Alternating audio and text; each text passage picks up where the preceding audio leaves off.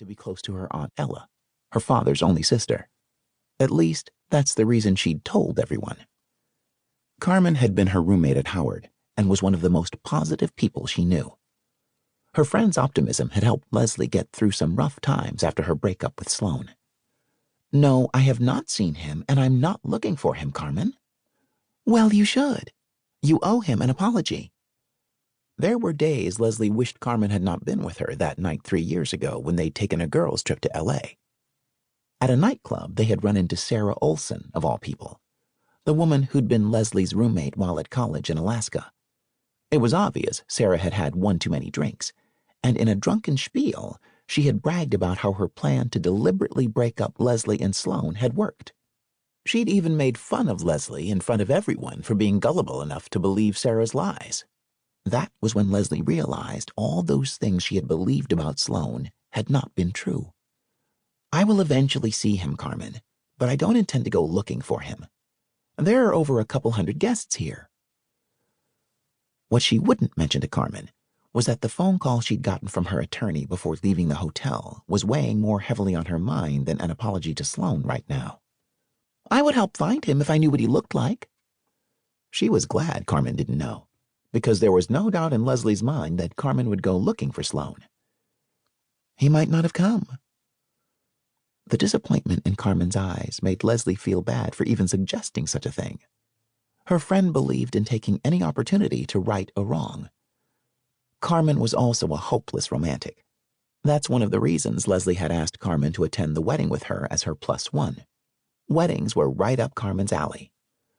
Carmen had flown to Alaska to spend Thanksgiving with Leslie, and her best friend had then also agreed to attend the wedding, because it would be the perfect opportunity for Leslie to apologize to Sloan. Leslie knew Carmen was also hoping she and Sloan could reconcile a relationship that should not have ended in the first place. Leslie had told Carmen countless times that 10 years had passed. These days, saving her company from the clutches of Martin Longshire weighed more heavily on her mind than reuniting with Sloan. "Didn't the bride tell you that she'd gotten Sloan's RSVP saying he would be attending?" "Yes, Kiosha had said that." "Yes, however, something could have come up." A part of Leslie knew that no matter what she'd just said to Carmen, somewhere in this crowd of attendees was Sloan Outlaw. He was here. She could feel his presence.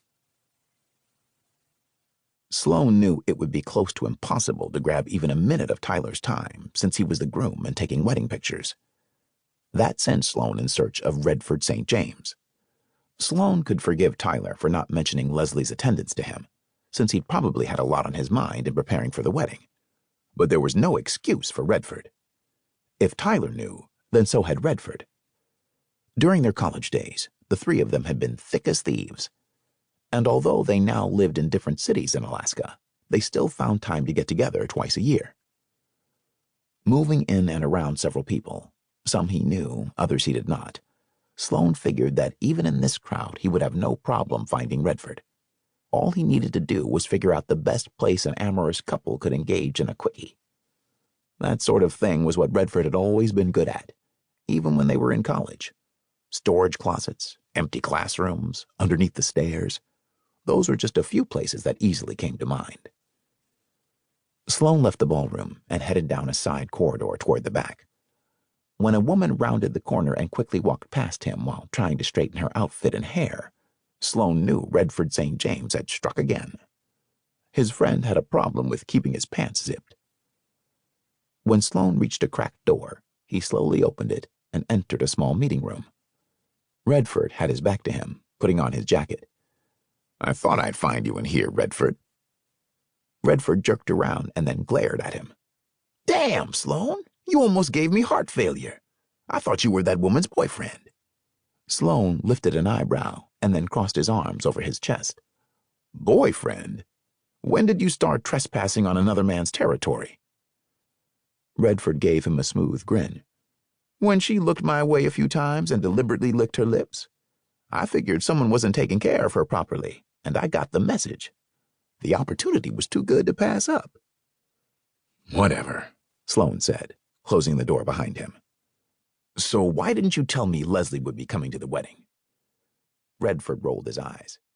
"Did you honestly?"